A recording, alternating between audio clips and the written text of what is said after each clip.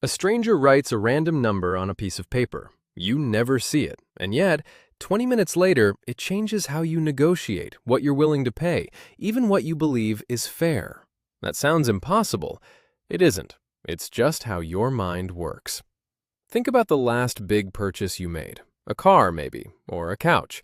Somewhere in that process, a number appeared first, before you had time to think clearly. And once it landed, everything else got measured against it. Not against what the item was actually worth, against that first number.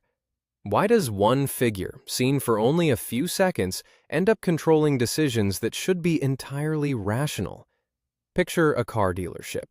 The sticker on the windshield reads $32,000. The salesman offers a special deal at $28,000. You feel like you've won something. But step back for a second. Was $32,000 ever an honest reflection of the car's value?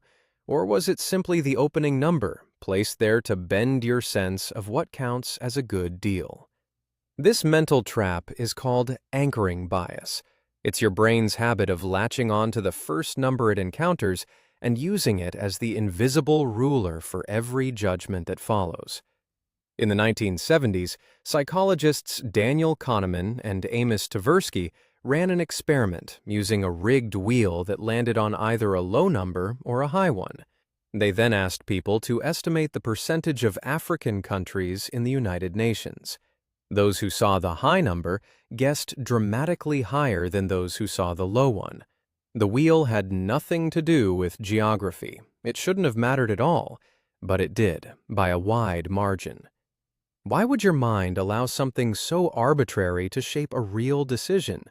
Because true, from-scratch calculation is expensive. It costs time and mental effort your brain would rather not spend.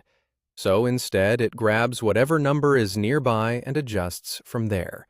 A shortcut researcher Dan Ariely describes as building coherent arbitrariness. The starting number might be meaningless, but once it exists in your head, everything after it feels logical, connected, justified. Consider a courtroom. In one striking study, judges were asked to roll a pair of dice, rigged to land on either a low number or a high one, before recommending a sentence. Judges who rolled higher numbers gave meaningfully longer sentences than those who rolled lower ones. Trained legal professionals deciding real consequences nudged by dice. They weren't corrupt, they weren't careless, their minds simply did what minds do: anchor, then adjust. But here's where it gets even stranger. Anchoring doesn't stay confined to shopping or courtrooms. It quietly shapes how you see yourself.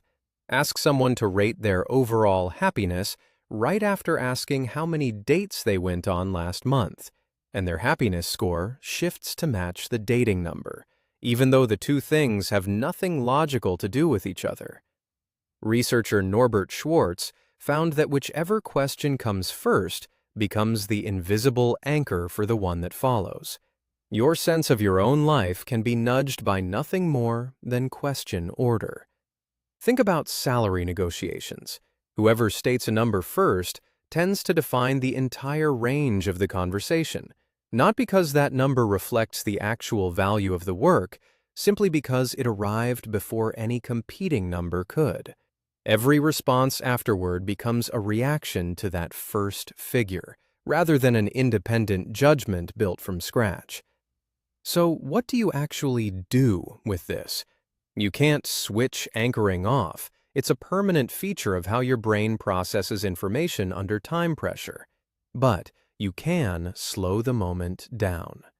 Before responding to any number, a quote, an offer, a price, ask where it came from and who benefits from you accepting it. Build your own reference point before you ever see theirs. Research value independently. Decide your number before you hear their number. You didn't choose to let a stranger's figure steer your judgment, but now that you can see it happening, it loses some of its grip. The next time a number appears in front of you uninvited, pause.